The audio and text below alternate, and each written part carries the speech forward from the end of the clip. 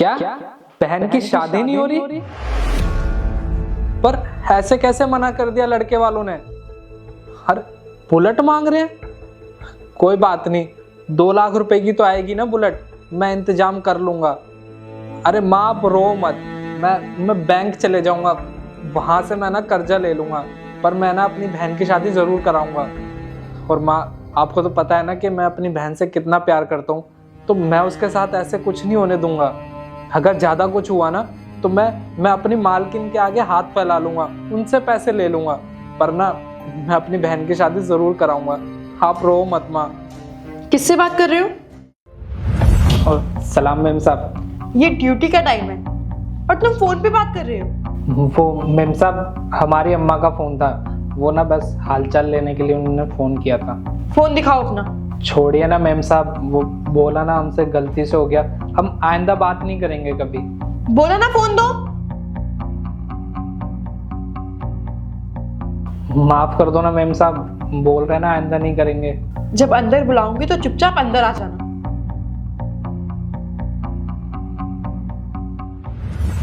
क्या करूं मैं, मैम साहब ने भी बात करते हुए सुन लिया मुझे।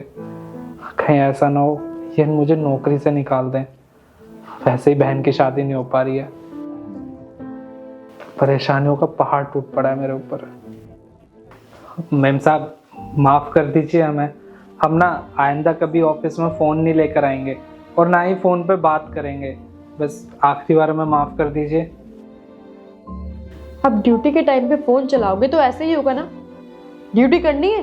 हाँ मैम साहब नौकरी करनी है हमें, और घर तो हमारा यहीं से चलता है ना, जो आप पैसे देते हैं। अगर यहाँ नौकरी नहीं करेंगे तो हमारा घर कैसे चलेगा?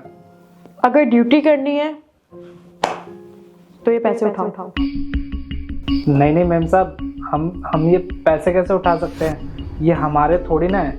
अगर तुम्हें नौकरी करनी है तो पैसे तो उठाने पड़ेंगे। मैम साहब आप ऐसे क्यों बोल रही हैं? हमसे कोई गलती हो गई हो तो हमें माफ कर दीजिए ना। हमने बोला ना आगे से नहीं करेंगे हम कभी फोन पे बात। ये लो 2 लाख रुपए।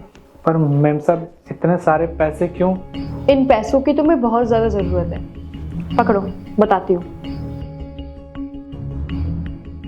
पर मैम साहब इतने पैसों का क्या करना है? बहन की शादी नहीं करनी? और क्या बोल रहे थे वो लोग? बुलेट चाहिए। और अगर बुलेट नहीं आई तो बारात लेकर आएंगे नहीं। ये पैसे रखो और बहन की शादी धूमधाम से कराना। और शादी कब की है? मैम साहब मंगनी हो गई थी हमारी बहन की, बस शादी की तारीख आनी बाकी थी। उससे पहले ही लड़के वालों ने इतनी डिमांड कर दी कि उनको 2 लाख रुपए की बाइक चाहिए, वो बुलेट। मैम साहब अब इतनी जल्दी हम कहाँ से इंतजाम करते? बस उसी वजह से हम परेशान थे, और समाज का भी डर था। अगर वो बारात अपनी वापस ले जाते तो समाज वाले क्या सोचते? और मैम साहब अगर वो चीज़ ये पहले बता देते तो हम अपनी जो थोड़ी बहुत ज़मीन है उसको बेच के उनको पैसे दे देते। हाँ मैम साहब एकदम उन्होंने इतना सब कुछ बोल दिया, हमें कुछ समझ में ही नहीं आया। और हमारी माँ जो है वो परेशान हो रही थी, बस उन्हीं को समझा रहे थे हम कि हम कहीं ना कहीं से इंतजाम कर लेंगे। अब बताओ मैम साहब ऐसे में हम क्या ही करते, इसलिए हम थोड़ा परेशान थे। राहुल, तुम्हारे घर में इतनी बड़ी प्रॉब्लम थी और तुमने मुझे बताना जरूर तक नहीं समझा। मतलब तुम इस कंपनी को अपना नहीं मानते हो? अरे नहीं नहीं मैम साहब, हम आपसे इतने सारे पैसे कैसे मांग सकते थे? अभी 5-6 महीने पहले ही तो हम यहाँ पे नौकरी पे लगे थे।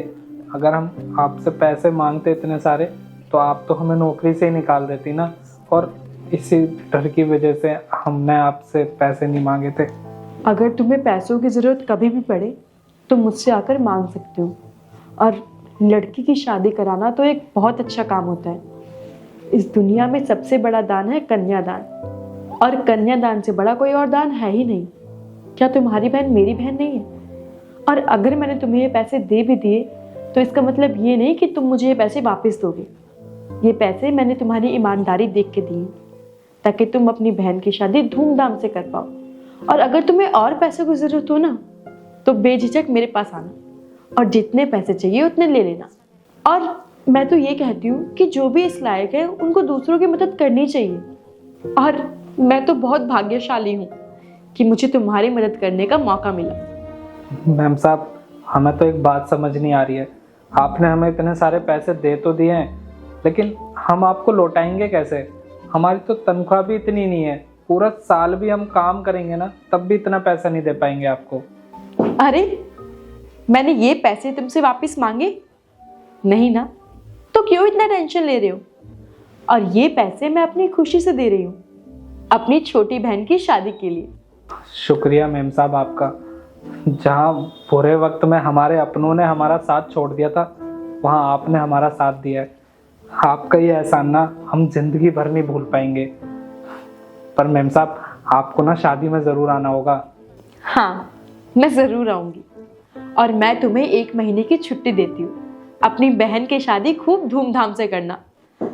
और ये लो तुम्हारा फ़ोन, अपनी माँ को कॉल करके बता देना कि टेंशन लेने की बिल्कुल ज़रूरत नहीं है।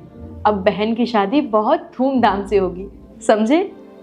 ठीक है मैम साहब, आपका बहुत बहुत धन्यवाद। आपका एहसान रहेगा ज़िंदगी भर हम पे। चलते हैं हम।